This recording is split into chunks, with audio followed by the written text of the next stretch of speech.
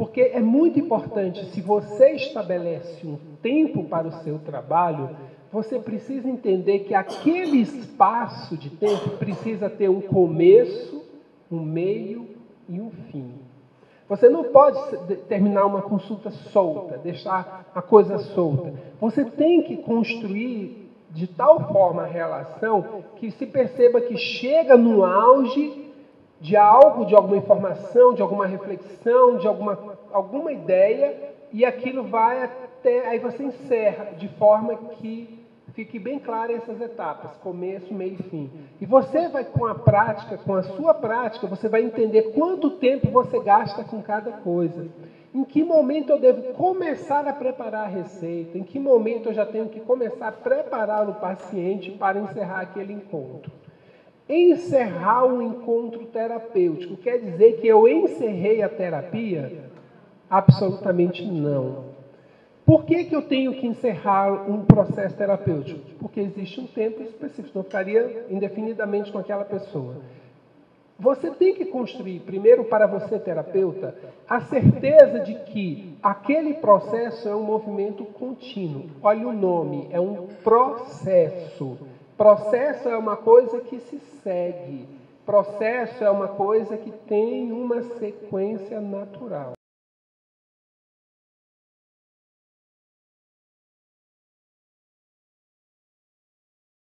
Por isso é que as nossas perguntas, diferente da maioria dos médicos, como eles trabalham, não são perguntas direcionadas ao que eu quero saber. O que eu quero saber do paciente, ele deve falar naturalmente, nem perceber que está falando aqui.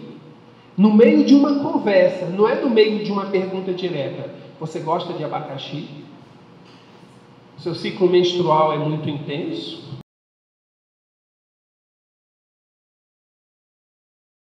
Entender para atender. Entender quem está ali. Entender o seu histórico, entender o seu contexto, entender as suas expectativas, entender os seus medos. Entender. Entender implica em não julgar, não criticar, não avaliar, não estabelecer pesos. Entender é acolher. Eu trago para junto de mim, tá certo?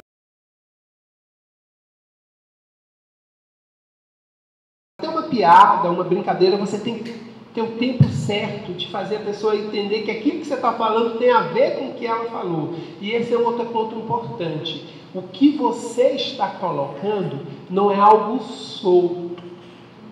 Você precisa ter condições de fazer com que a tua piada, a tua fala, o teu exemplo de cena de filme, a música que você faz referência, tenha a ver com o contexto em que está inserido. Então, se eu estou diante de uma pessoa que adora forró, que ela ama forró, e eu busco uma música, eu busco um tema de uma canção de que não faz parte do cotidiano daquela pessoa. Porque tem uma música, eu lembrei de uma música tal, que tem assim um trechinho que fala assim, assim, assado. A pessoa vai ficar olhando para você. Agora, se você falar de uma música de forró e pegar alguma coisa e jogar para ela, entendi o que você quer falar. Mas para isso você tem que conhecer forró. Você tem que conhecer funk, hip hop, rap.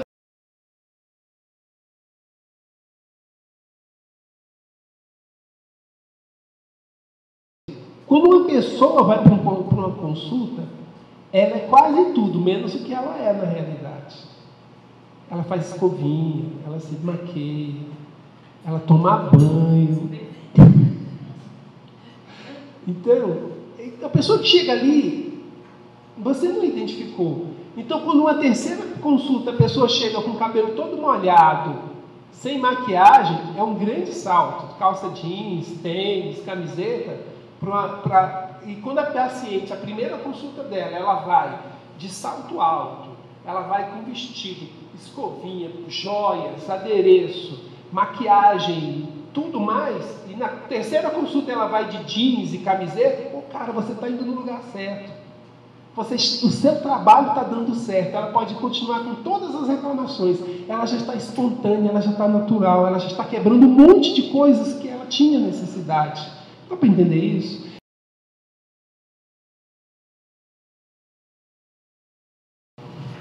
Eu preciso conhecer o processo patológico. Eu não trabalho com doenças, eu trabalho com doentes.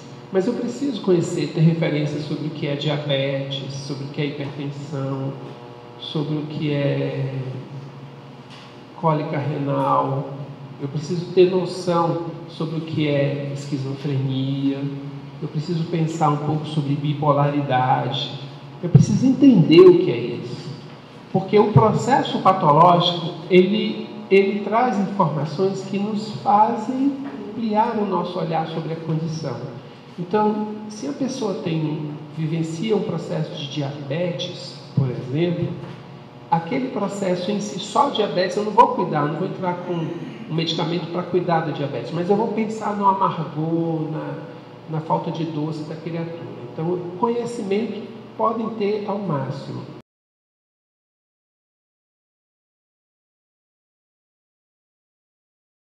E nós falamos de nós no processo terapêutico. À medida que o paciente vai convivendo, ele vai sabendo da nossa história. Porque a gente fala, eu tenho uma situação que foi vivida. Por que eu falo sobre a minha pessoa, sobre a minha vivência? Por vários motivos. Primeiro, para que ele encontre em mim a condição de humano, que também sofre, que também tem medos, que também tem dificuldades, que também tem limitação. Porque o que acontece de uma forma geral é que se cria do outro lado uma imagem de que quem cuida da saúde é superior, não tem problema, não adoece, não tem dificuldades. Quando eu tenho algum problema, e eu tenho muitos problemas na minha casa, na minha vida, problema de saúde, e às vezes eu estou meio baqueado com alguma coisa, aí chega um cunhado, chega um irmão, um primo, uma tia. Mas você não é terapeuta? Ai, cara, é muito... Olha assim... É muito interessante a gente pensar sobre isso. Então, você fala da sua condição, você vai revelar a sua humanidade.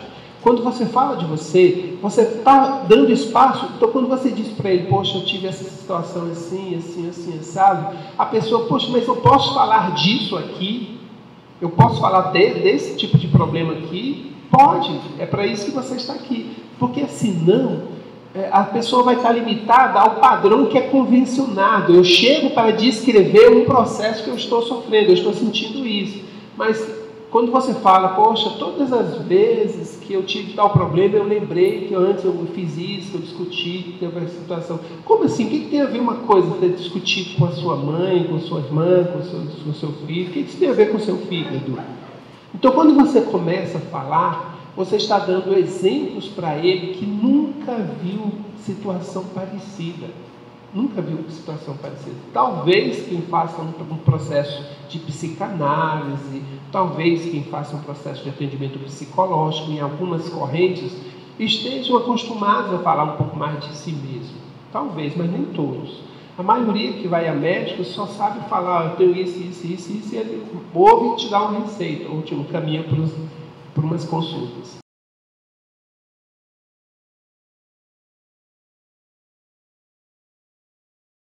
Eu tenho que aprender a deixar do lado de fora do meu espaço as minhas questões, as minhas angústias. Eu não nego que eu sofro, mas aqui esse espaço para acolher, eu tenho que estar nesse vazio para receber quem está chegando. Isso é muito importante. O meu ouvido perfeito é que eu ouço tudo, eu não seleciono coisas para ouvir. Quanto da minha vida eu nego ouvir? Quantas coisas eu não quero enxergar? Quantas coisas eu não me permito tocar? Os meus sentidos, eles para estarem amplos e perfeitos, eles têm que estar sendo utilizados na sua plenitude. O que eu estou negando ver? O que eu estou negando ouvir? Tem alguma coisa, algum pré-conceito, alguma ideia pré-concebida que eu não admito nem pensar? Tem alguma coisa que alguém fala já me irrita? O maior problema é um movimento de automatismo. É um movimento de repetição sem reflexão. É eu estar conduzindo a minha vida de forma automática. Tem pessoas que saem de Taguatinga e chegam na Asa Norte, aí pergunto, e então, estava chovendo no Guará? A pessoa para chovendo no Guará.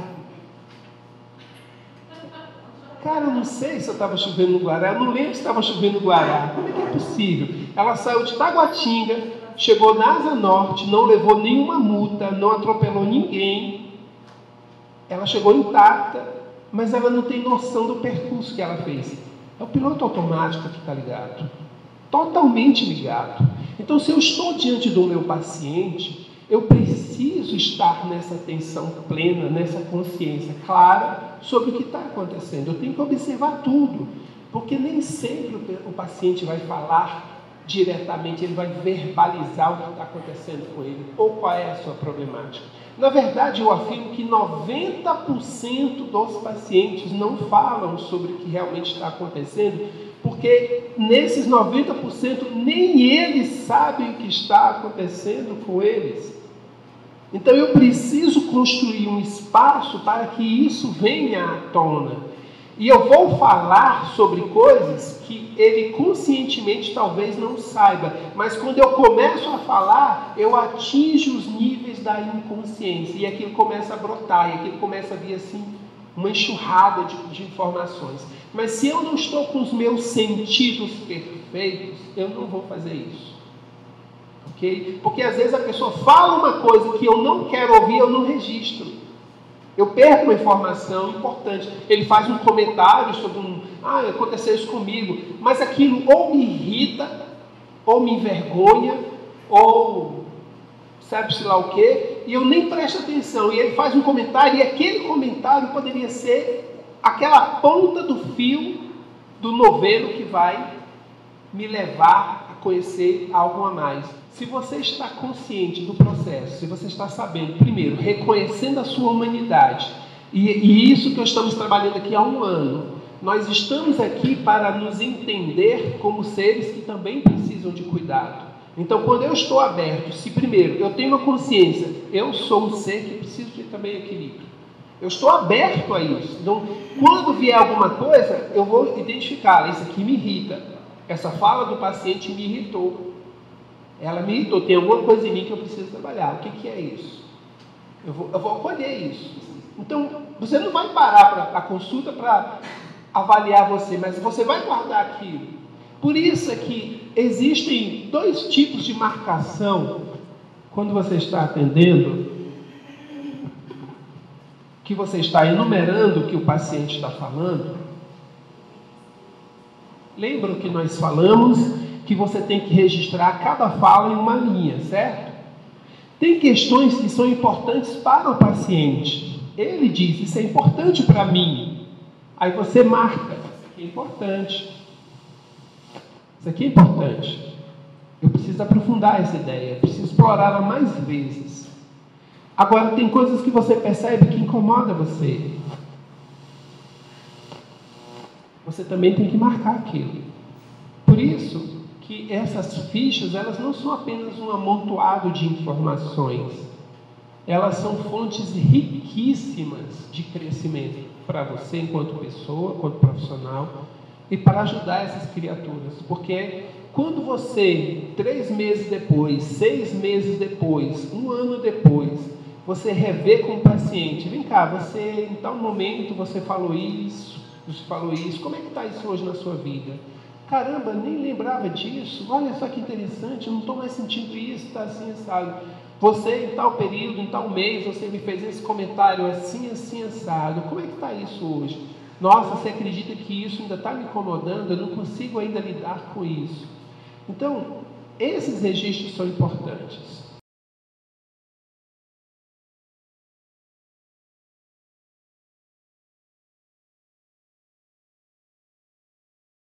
Vocês têm um olhar amplo. Vocês querem ajudar o paciente na queixa que ele apresenta, seja ela de ordem física, mental, emocional, seja lá qual for a queixa. Nós temos a intenção e estamos preparados para ajudá-lo, só que nós não paramos na queixa dele. Você precisa, no primeiro contato, de 1 hora, não sei quanto tempo você vai fechar sua consulta, 50 minutos, 1 hora, 1 hora e meia, não sei quanto tempo vai ser a sua consulta. eu escolhi trabalhar com 1h15. Esse é o tempo que eu dedico a uma consulta. Na primeira consulta, fatalmente, você vai gastar de 15 a 20 minutos para explicar ao paciente o que é homeopatia e qual é a sua proposta terapêutica. Está clara essa ideia?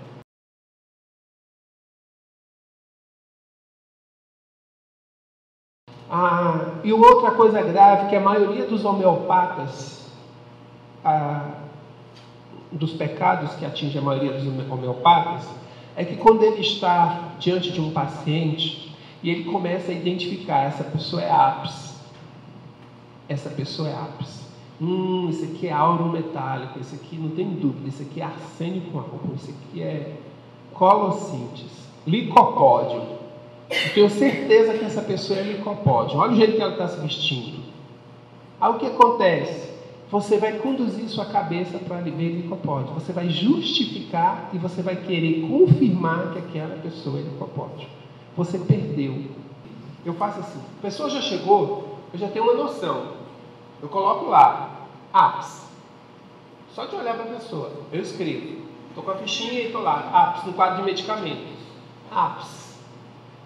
Aí eu começo a conversar e ela me solta uma questão. Pois é, isso assim, assim, assim. Eu falei assim, natro muriático.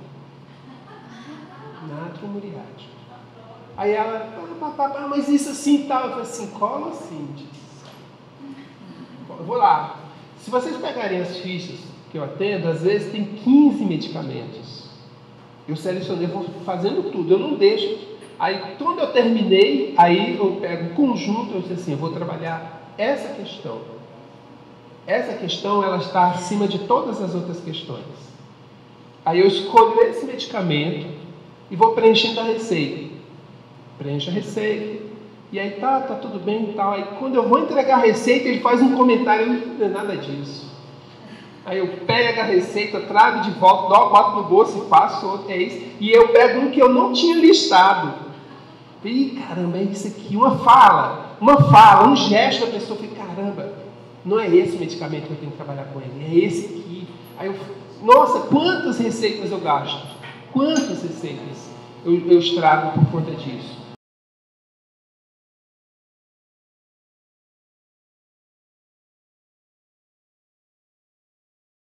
Você gosta de fazer isso, não gosta? Quando você tem esse problema, você age assim, não age? Cuidado para não direcionar o pensamento do paciente. Cuidado para não adequar o paciente ao que você sabe, ao que você aprendeu, ao que você entende. Você está diante de uma incógnita. E todo conhecimento que você tem é importante, mas ele às vezes atrapalha. Quando você quer moldar o mundo a você, então você precisa respeitar esse espaço e deixá-lo falar.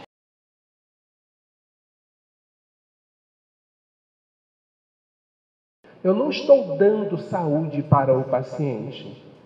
Eu não estou oferecendo saúde, até porque eu não tenho saúde para oferecer ao paciente.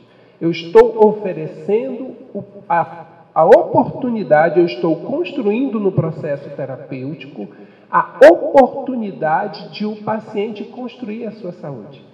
Isso é muito diferente. E isso tudo se dá na anamnese. Eu estou diante do indivíduo, ele sentou ali na minha frente.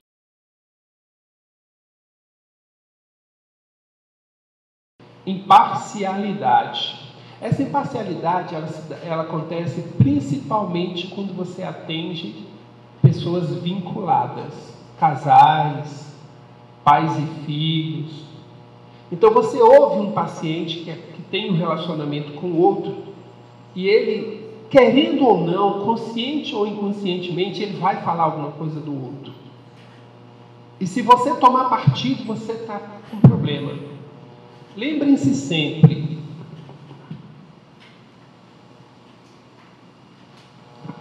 entre A e B, tem sempre a verdade de A, a verdade de B e a verdade verdadeira.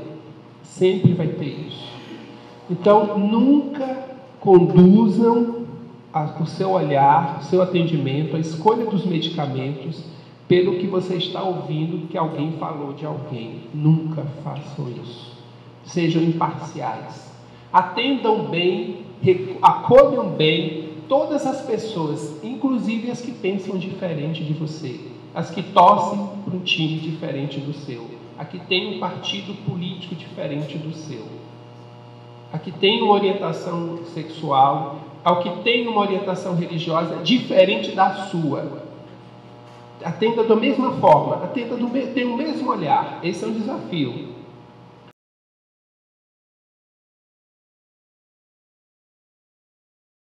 Nós estamos lidando aquela imagem do iceberg, né? Onde o que aparece flutuando nas ondas e o que está submerso nas águas. Isso aqui é o correspondente à nossa consciência. Apenas isso aqui, e quando muito. Isso aqui não é para todo mundo, não. Tem muita gente que está aí no 0,003 disso aqui. Esses 10% assim é considerando um top. É quando aquela criatura que já chegou assim no máximo, assim. Aí chegou nos 10% e está achando que está autoridade. Né? Então a maioria está aqui. Então de onde que a gente vai conversar? As dores que ela apresenta, as queixas que ela vê, que ela percebe com essa visão, olha o limite que é. Está tudo aqui. E quem faz essa criatura buscar ajuda não é isso aqui.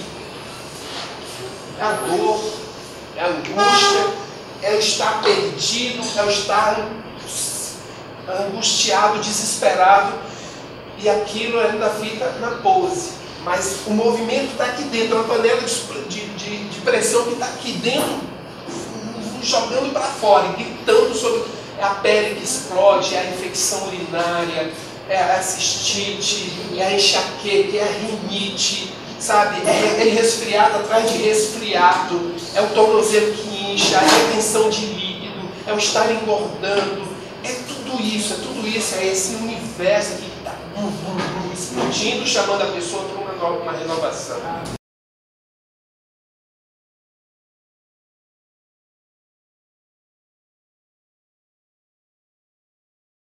E nesse movimento de anamnese, nesse movimento de perguntar, a gente vai soltando, a gente vai percebendo. É muito interessante o movimento das pessoas, é muito interessante quando você diz assim.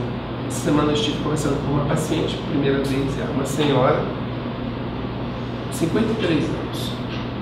E aí a gente conversando, como é que está o casamento? Maravilhoso. Como é que estão os filhos? Maravilhosos. Então, maravilhoso.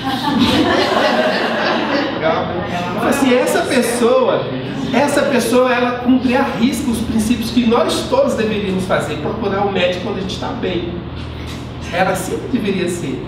Só que ela começou a falar, mas então, e aí ela começou a falar, mas eu estou com um pequeno problema aqui, que eu estou com infecção urinária, quanto tempo? Tem mais ou menos, já tem uns 2 anos que ela está, 2 anos e tal. E 2 anos, 2014, né? 2014. Porque ela reclamou de outras coisas, porque enxaqueca, só de vez em quando enxaqueca. Começou a quando? Acho que tem uns 2 anos, né? E aí, o que aconteceu em 2014 de relevante? Meus filhos casaram, os 2. Casaram em 2014. Que bom, os filhos casaram. Estão onde? Estão moram perto de casa, ela mora em Águas Claras. Não mora no Guará e o outro está morando no Sudoeste. Que bom, estão pertinho, né? Vê sempre. Não, já tem uns 3 meses que eu não vejo. Aí você, já tem uns 3 meses que eu não vejo. Então que bom, agora você está aproveitando, os filhos saindo de casa, jovem, com o esposo, estão mais tendo intimidade, mais passeando. Meu marido estava até aposentado, mas ele voltou para fazer umas atividades. Aí você começa. E a coisa não está tão maravilhosa assim. Não está tão maravilhosa. Então, eu só preciso entender que eu não tenho que duvidar das pessoas que estão falando, mas eu tenho que aprofundar isso, eu tenho que fazer com que elas se expressem mais. Não é que elas estejam mentindo, porque elas acreditam no que elas estão falando.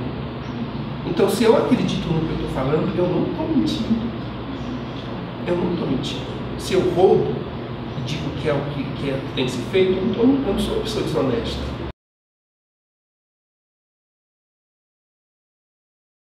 Capacidade de observação. Como é que você observa alguma coisa? Como é que você pode dizer que você está observando alguma coisa que está acontecendo nesse ambiente? Qual é o fundamento para que você possa dizer, eu estou observando o que está acontecendo aqui? Qual é a exigência básica, fundamental para isso? Estar presente, estar atento. Estar presente, estar atento. Então, desde o momento, e é muito importante quando você tem um espaço onde você trabalha com uma secretária, ou com um atendente, ou alguém que lhe acompanha, é muito importante que você peça, crie o hábito de perguntar para a sua assistente, ou para o seu assistente, sua secretária, características do paciente enquanto ele estava lá fora. Como que ele chegou, como que ele saiu, como que ele ficou sentado, que assuntos ele ficou conversando. É desde o momento que você observar a roupa, o tom de voz, a forma como o cabelo está solto, o cabelo está preso, se a pessoa está desleixada, está arrumadinha, se a pessoa está com muito material, uma bolsa grande, uma bolsa pequena. Tudo isso está trazendo informação. Lembram da Zélia Duncan? Tudo me revela. Então, a gente não está falando da essência da pessoa. Quando a pessoa usa uma bolsa grande ou uma bolsa pequena, a gente não está falando da personalidade dela, mas a gente está falando de alguma sensação, de alguma impressão que a pessoa esteja passando. Mas é importante, você tem que estar observando tudo e conhecer a matéria médica.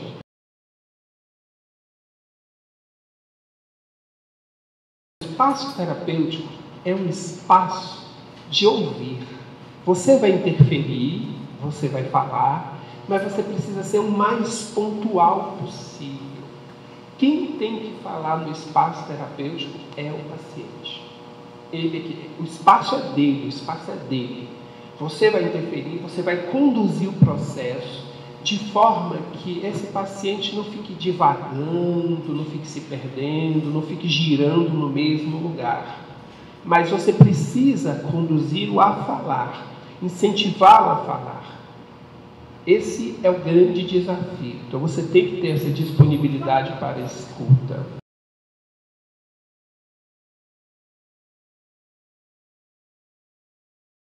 Todo paciente que se coloca diante de você te faz pensar em, no mínimo, um aspecto da sua vida que você precisa trabalhar.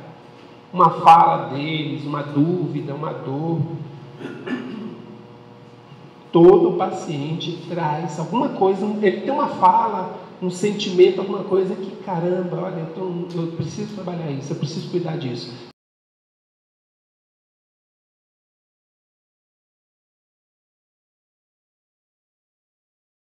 Então não adianta a pessoa chegar na sua frente e você começar a fazer um questionário com ela. É muito importante que a pessoa que esteja diante de você tenha um mínimo de clareza sobre o que está acontecendo para que ela possa participar de forma ativa, inclusive com questionamentos. Esse é outro ponto fundamental do processo terapêutico com homeopatia. Quantos de nós chegamos a um médico da medicina oficial e temos espaço, oportunidade ou incentivo para questionarmos? Quando o médico faz uma afirmação e surge alguma dúvida, se o médico, às vezes ele tem um espaço de tempo, às vezes ele tem um acolhimento e aí ele atende as suas questões, mas na maioria das vezes ele estabelece uma relação de tal forma que ele está colocando algo e você tem que acolher e pronto. Ele é autoridade, ele que conhece, ele que sabe o que está acontecendo. A você cabe a receber e seguir o tratamento que ele está indicando. Você precisa incentivar seu paciente a questionar. Você precisa incentivar seu paciente a ter um olhar crítico sobre todo o processo que está acontecendo com ele. Inclusive com a consciência de que necessariamente você não vai estar respondendo as perguntas do seu paciente, mas essas questões que ele vai estar levantando elas vão ser elementos que vão estar conduzindo o seu processo terapêutico. Então, quanto mais você incentivar seu paciente a participar do processo, mais rico vai ficar o processo. A nossa proposta não é uma relação de um ser que sabe, que entende, que vai curar, e de um ser que está ali para receber. Não é um ser que doa e outro que recebe. A nossa proposta é de uma profunda interação. Até porque um dos nossos desafios aqui é que você entenda que enquanto eu estou cuidando do paciente, eu também estou cuidando de mim. E a presença, a postura do paciente ali, ela muitas vezes vai trabalhar questões que eu naquele momento estou precisando.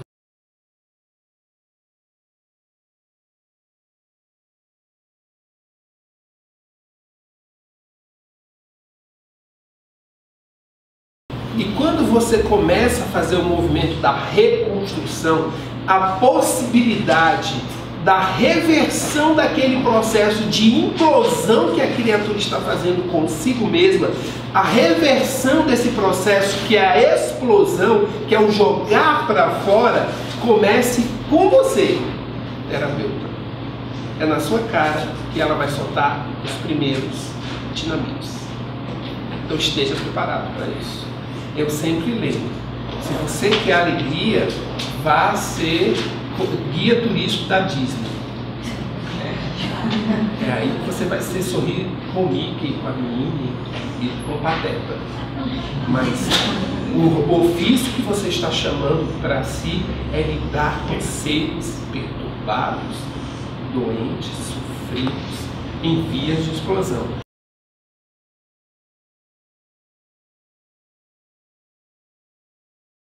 Então nós estamos diante de alguém que vai procurar um terapeuta. Na maioria das vezes nunca ouviu falar que existia terapeuta, nem sabia que existia terapeuta. Homeopatia, então, junta as duas coisas, terapeuta e homeopata, é duas incógnitas, duas coisas completamente desconhecidas. E ele vai chegar ali, vai trazer exames, vai trazer uma série de queixas, escreve um monte de coisa e vai apresentar. Só que antes de ele falar do problema, antes de ele despejar todas as informações que ele carrega, você precisa, como terapeuta, iniciar um novo processo.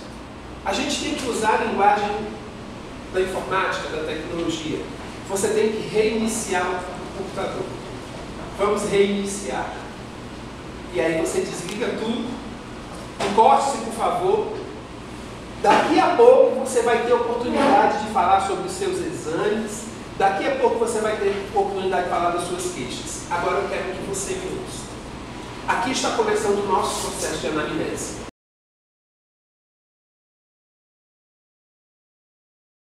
Então vamos nós fazer a nossa entrevista terapêutica. É uma entrevista, vamos conversar. Cada profissional, ele desenvolve a sua própria técnica. Seja ele psicólogo, psiquiatra, médico. Essas categorias, para eles existem referências.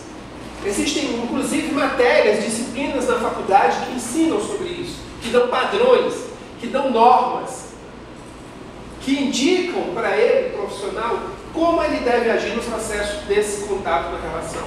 Nós aqui também fazemos isso. Nós aqui damos indicativos para vocês. Embora vocês atuem, vocês já sejam na maioria profissionais que lidam com o outro, dentro da nossa proposta terapêutica, de formação de terapeuta homeopata, nós trazemos para vocês uma referência de trabalho para essa entrevista, porque aqui começa tudo. E se aqui começar bem, o processo todo se desenvolve bem. Se aqui começar mal, você perdeu todo o processo. Essa talvez seja a fase mais delicada e que mais exige atenção e esmero da sua parte. E o que nós vamos falar aqui nesse módulo, Fundamentos de Anamnese, é justamente o indicativo daquilo que nós vivenciamos e que deu certo. São 26 anos de prática, a gente tem aí registros, como eu já disse para vocês, são mais de 150 mil atendimentos nesse período. São 150 mil contatos de anamnese. Isso nos trouxe uma experiência, uma base para a gente afirmar que é possível fazer uma relação muito proveitosa com o paciente. Então vamos começar. Entrevista terapêutica. O paciente vai chegar diante de você.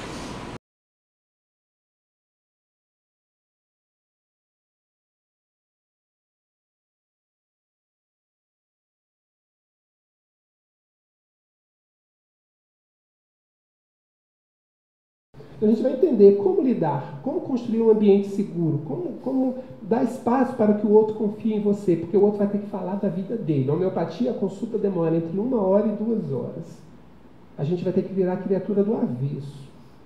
Então, como construir esse processo? Que tipo de pergunta eu tenho que fazer? Como interferir? Eu preciso aprender a fazer cara de nuvem. Como é cara de nuvem? A pessoa vai contar alguma coisa escabrosa e eu vou continuar com a mesma expressão. Né? Porque se a pessoa contar alguma coisa,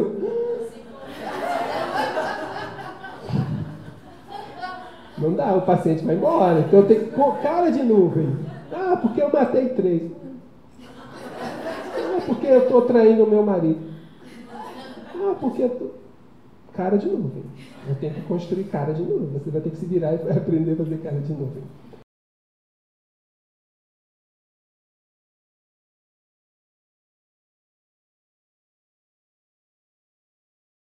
Por exemplo, um casal assim, ou referência, a gente vai estudar um tópico sobre anamnese, que é a entrevista homeopática.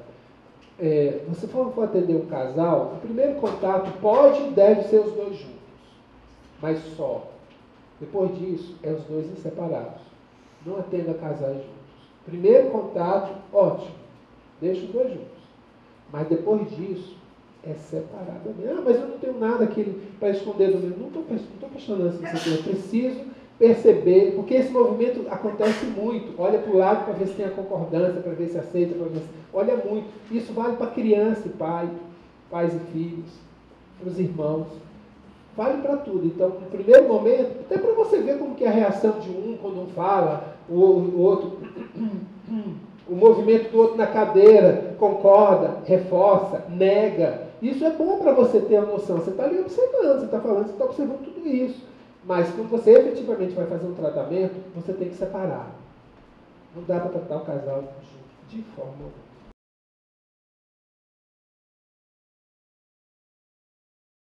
Então a criatura vai chegar diante de nós.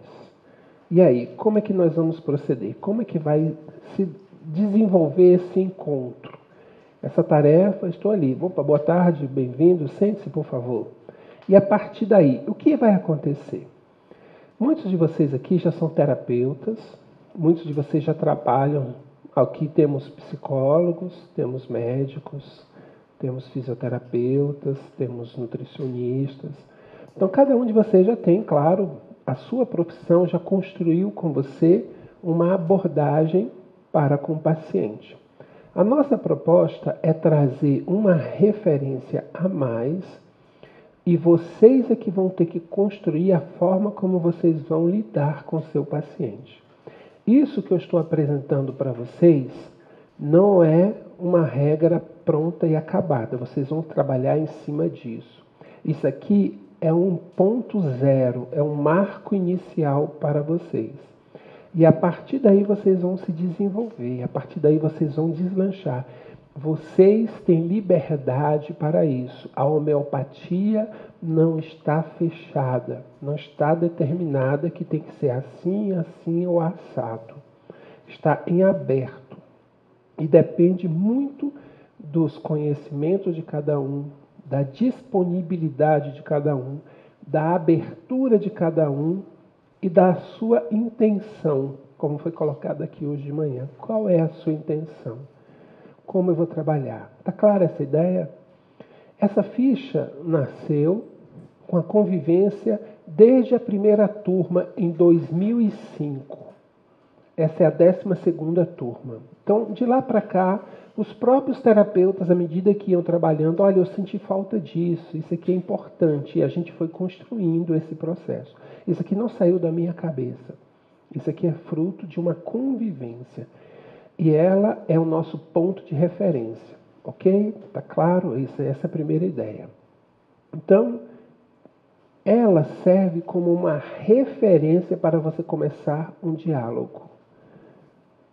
Então, você vai estar com o paciente diante de você. E eu vou explorar agora, ponto a ponto, o que está aqui. O que cada uma dessas questões representa e o que a gente vai tirando de cada uma delas.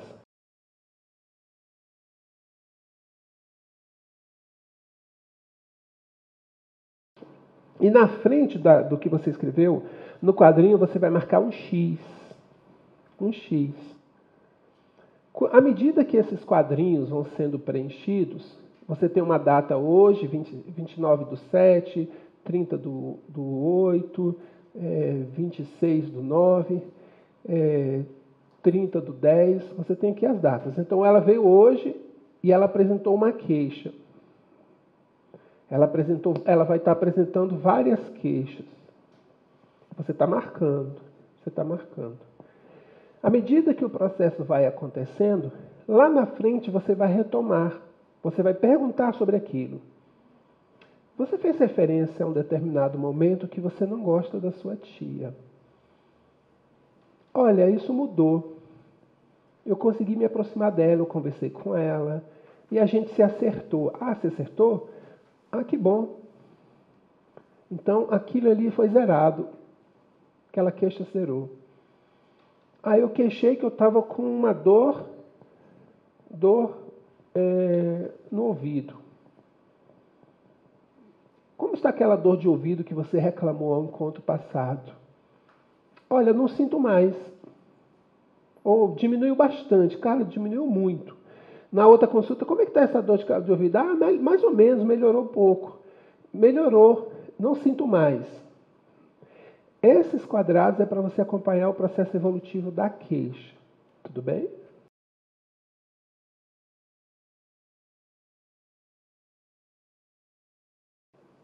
Qual pergunta? Eu posso começar com outra pergunta? Pode, mas é muito interessante você ter uma referência de com quem você está conversando, certo?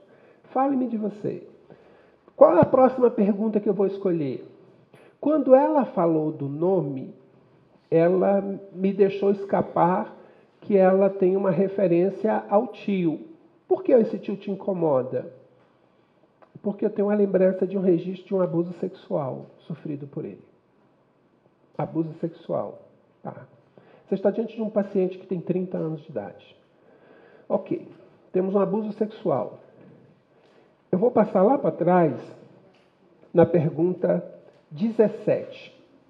Eu escolhi. Ela me fez essa afirmação e eu escolhi. Pergunta 17. Sexualidade. Ok, vamos falar sobre sexo. Cada pergunta que eu estiver fazendo, eu tenho que estar atento à pessoa. Eu não posso fazer a pergunta de cabeça baixa, como acontece na maioria dos encontros médicos.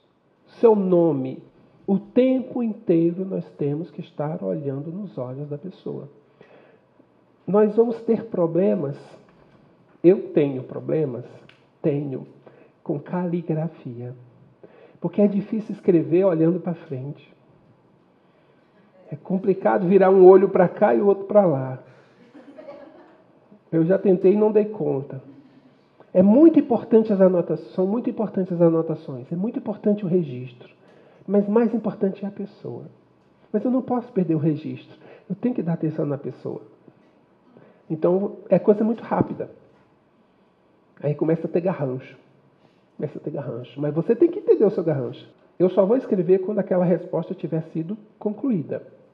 Quando a fala do paciente estiver em cima daquela questão, ele vai estar falando, você está ouvindo. Quando ele parar, quando você percebeu que ele parou, aí você escreve e vai para a segunda pergunta.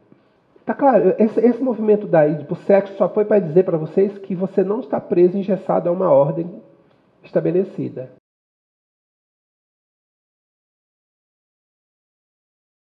Então o paciente está lá falando. Então ele está falando, você está escrevendo o geral aqui, gosto, não gosto, foi a mãe, você está... Mas quando ele solta alguma coisa assim, de alguma dor, de algum incômodo, de alguma limitação, de algum sofrimento, registre por extenso. Em cada linha uma queixa. Em cada linha uma queixa. Não escreva em como é que se fala? Discursivo, que você vai escrevendo. Não. Cada queixa numa linha.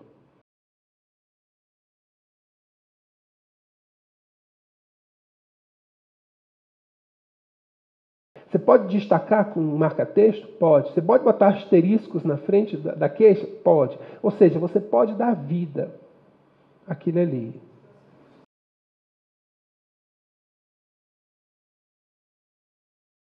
Você tem que trazer a realidade dele, ir na realidade dele, trazer a realidade para você e a partir daí você fazer o processo de crescimento.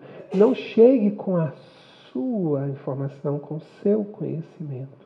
Então, todos os mecanismos possíveis que você puder fazer para estar se colocando. Muitas vezes ele é analfabeto, ele não vai saber que você escreveu certo ou errado. Mas quando você coloca tal e qual está sendo registrado, você está constantemente, todas as vezes que você pegar a ficha do paciente, você está se remetendo à realidade dele. Você está se remetendo à realidade dele. Então, quando ele falar errado, quando ele falar sobre uma situação que é conhecida popularmente por uma coisa, por exemplo, as regras, as minhas regras, que regras? Regras? As minhas regras, toda vez que chegam as regras eu fico incomodada. Está claro o desenvolvimento? Tá.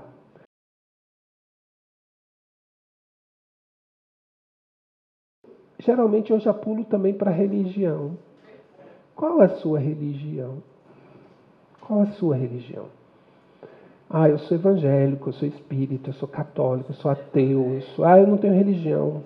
Não tenho religião. Tá. Eu sou evangélico, mas, por favor, me diga o que é ser evangélico? O que é ser espírita? Qual a importância disso? O que muda a sua vida se você ser evangélico? A sua vida ser espírita? O que isso altera a sua existência? Cada pergunta não é só perguntar. Você tem que explorar aquela pergunta, esgotá-la. O que é ser isso? Por quê? Desde quando? Sua família é? Você frequenta, não frequenta? Como que você olha as outras religiões? O que é Deus? Como é a sua relação com Deus? Tem percebido a presença de Deus na sua vida? De Alá, de Jeová, de Zambi, dos seus orixás? Percebe a presença? Como que é a sua relação com isso? Entende? Você tem que explorar ao máximo.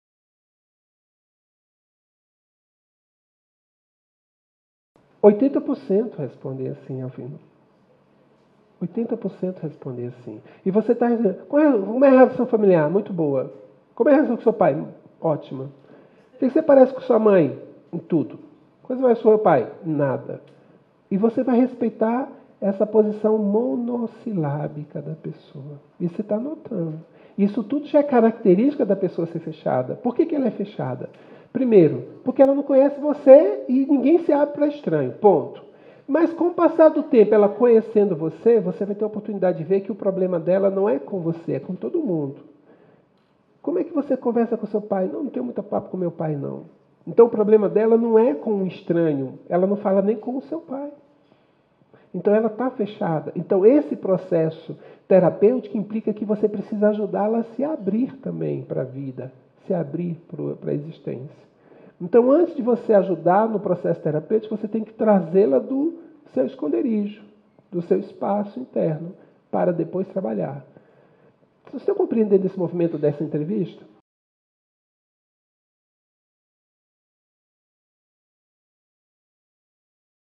Você vai fazendo perguntas assim, a pessoa acha que você está falando uma língua grega. Porque ela fica olhando para você com uma cara estranha. Assim, mas por que isso? Por que isso? É o que eu tenho, irmãos. É o que a pessoa pode perceber. Eu não posso falar desde quando você está angustiado. Porque se ela não sabe como é a transpiração dela, ela vai falar da angústia da alma dela. Se ela não fala do que está concreto e que se mostra, ela vai falar do visível. Como vai ser isso? Então tem que explorar isso. Então a gente vai ver essa questão de modalidades, lateralidades, é do lado esquerdo, é do lado direito, qual horário que está mais te incomodando, piora com calor, piora com frio, qual o tipo de alimento que você mais gosta, o que você tem comido ultimamente, né? Então assim, o que você tem feito, como está a sua rotina, qual horário regular, você come regularmente, você pratica alguma atividade física?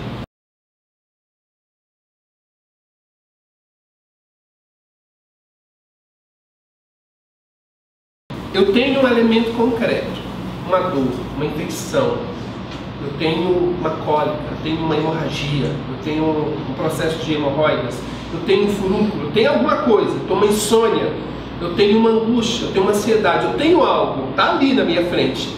Então vamos começar dali, vamos explorar isso. Desde quando? Como que é isso? Como você se sente?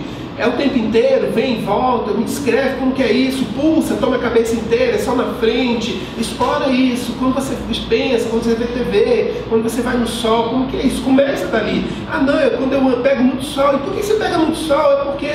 É porque o meu lugar de casa para o trabalho é relativamente perto. Você não pega um ônibus, não, e você não tem como de carro? Não, eu tenho um carro na garagem, mas eu não dirijo. Mas por que você não dirige? Porque aí você vai. Você pega o fio e vai puxando o fio. Você vai puxando, não tem a pretensão, vai puxando o fio, vai puxando o fio, vai puxando o fio. Começa a dar dor de cabeça que se incomoda e que amplia quando está no sol. Entende? E vai puxando o fio. Quanto tempo eu vou demorar isso? Quanto tempo você tem de vida?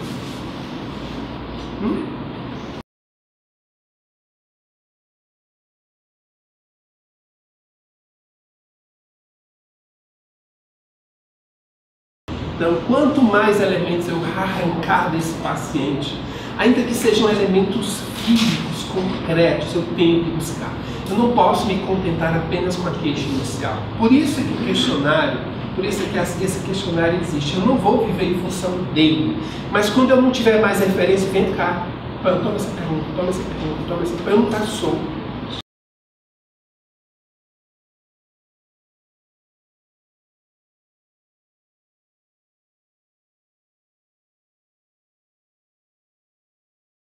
Lembre que nós colocamos hoje que esse procedimento de anamnese, ele não é uma regra que você tem que estar fechado e seguir.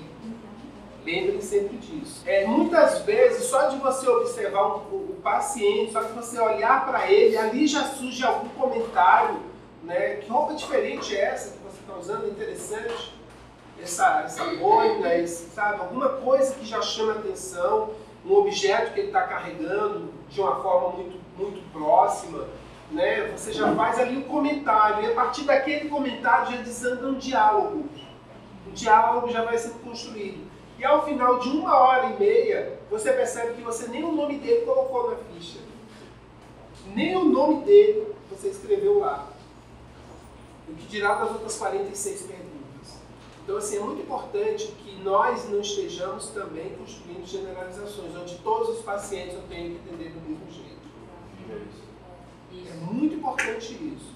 E nem mesmo o mesmo paciente que eu atendi, eu vou atender da mesma forma.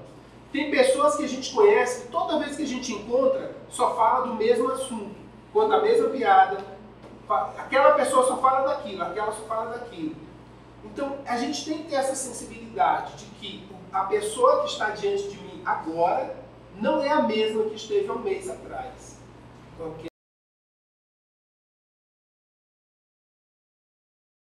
Até porque a gente tem que considerar uma série de elementos.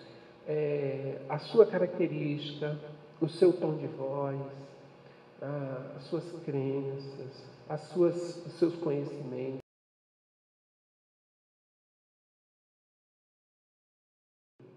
Você, quando vai trabalhar, você tem que construir o máximo de elementos que não atrapalhem a outra pessoa.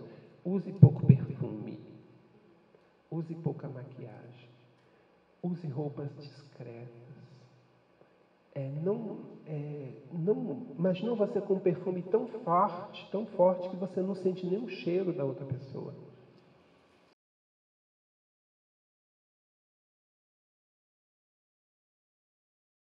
Processo terapêutico, ele se fundamenta em 3 elementos.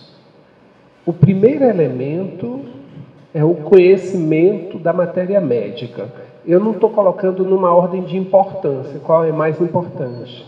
Mas esses 3 elementos, eles fundamentam o agir terapêutico. Aqui, no caso, considerando a homeopatia. Então, o primeiro fundamento, matéria médica homeopática. Nós temos que devorar esse material. Nós temos que conhecer ao máximo, nós temos que estudar ao máximo. Não com a preocupação de decorar. Não se preocupem em decorar a matéria médica. O conhecimento do medicamento, ele vai se dando à medida que você for trabalhando e reconhecendo o paciente diante de você.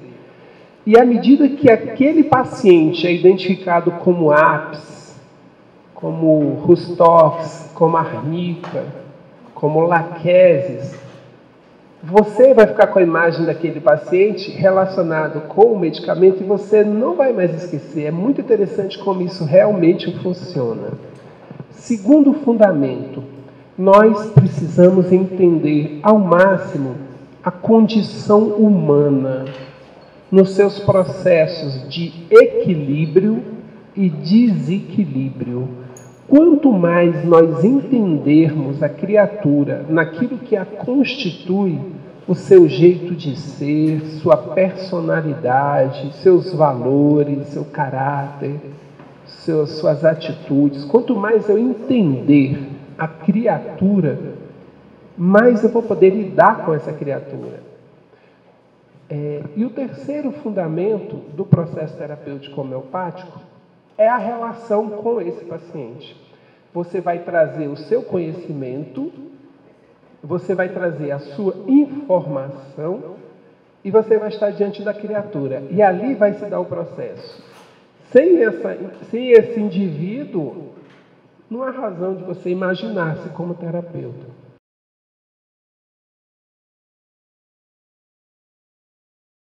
Então, a anamnese é o ato de você estar diante de alguém e, nesse encontro, você recolher informações, você vai recolher informações que irão fundamentar o processo terapêutico. Com essas informações, você vai identificar o que está errado, como está errado, por que está errado, quando começou a dar errado, quais as consequências desse erro, entre outras coisas. E a partir desse encontro, você vai definir os encaminhamentos que a gente vai chamar de prognósticos. Eu vou prever e estabelecer um caminho.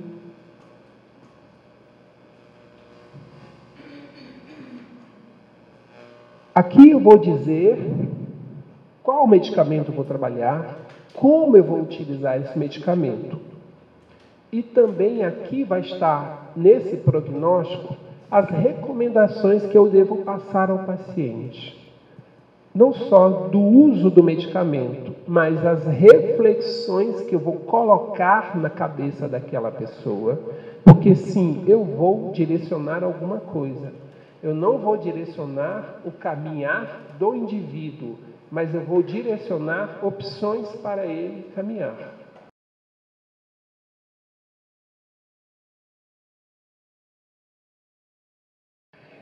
Numa relação da anamnese, numa relação com o paciente, você vai ter que ter muita paciência. Você vai ter que ouvir muito. Por mais que a gente fale, e o terapeuta vai falar muito, principalmente questionar. Mas a tarefa talvez mais necessária vai ser parar para ouvir. Ouça o que ele está falando. Ouça, esteja prestando atenção.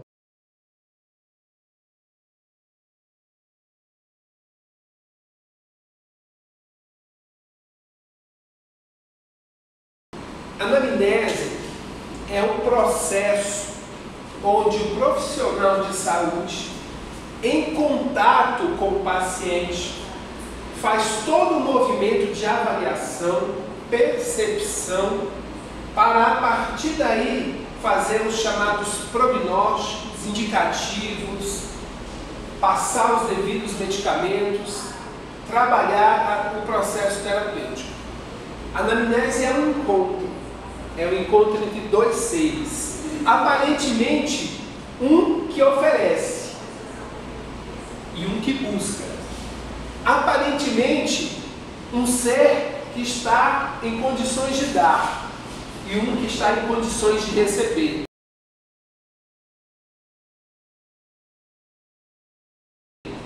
Quando você chega diante de um profissional da saúde, seja ele qual for, um médico, um psicólogo, um psiquiatra, um terapeuta, qualquer que seja a função, o mais natural é que quem está chegando esteja de alguma forma fragilizado. Ele está ali não porque ele está em harmonia. Foi construído no Ocidente e é construído junto à medicina oficial, a alopatia, a ideia de que a busca pela medicina é um movimento que deve acontecer quando você está com alguma doença, quando você está com um problema. Sendo que o mais natural e o correto deveria ser: eu estou muito bem, eu vou ao médico, eu vou ao terapeuta para continuar muito bem. Eu vou até lá, eu vou buscar a sua ajuda. Era assim que funcionava. Essa é a medicina preventiva. Esse é o fundamento da verdadeira cura, da verdadeira harmonia. Mas nós estamos diante de uma realidade diferente. Nós temos que lidar não com o utópico, não com o ideal. A gente tem que lidar com a realidade. E a nossa realidade é dura e crua. E ela nos diz: você vai lidar com pessoas que estão, na maioria das vezes, fragilizadas, cansadas, doentes, sofridas, e elas estão ali diante de você, profissional da saúde. E na maioria absoluta das vezes, essa relação se dá de uma forma muito esperançosa para a pessoa. Ela está ali, ela está jogando em cima de você, profissional da saúde, uma série de perspectivas, conscientes e inconscientes. Conscientes, ela tem problemas que ela conhece, ela reconhece uma dor, um desequilíbrio, uma desarmonia no seu corpo, na sua mente, no seu coração. Ela tem um problema, conscientemente ela sabe, e é esse problema que ela relata para o profissional. Inconscientemente, a pessoa traz uma carga de processos, de dores, de angústias, que nem ela tem noção do que é. Ela está perturbada, mas a perturbação dela vem de muito tempo. A manifestação do problema, a dor, a insônia, a depressão, a cólica, o diabetes, aquilo que está, a hipertensão, aquilo que está se apresentando é a ponta de um iceberg. Aquilo que está se revelando ali para o profissional é a pontinha de algo muito profundo, que vem se arrastando há muito tempo. Enfim, ela está diante do profissional, conscientemente apresentando uma carga de dores. Inconscientemente, ela grita por socorro. Como ela não sabe exatamente o que é, e como o profissional da saúde, na maioria das vezes, não está interessado nisso, a formação daquele profissional é para atender aquela queixa específica. Se na minha porta está escrito dermatologia, quem vem me procurar tem problema de pele. Se na minha porta está escrito cardiologia, quem vem me procurar é problema de coração. Qualquer outra questão que venha procurar, que não seja isso, procure outro profissional. Eu tenho um cartão para lhe indicar. Eu tenho uma pessoa que eu posso indicar para você. É assim que funciona. Basicamente é assim.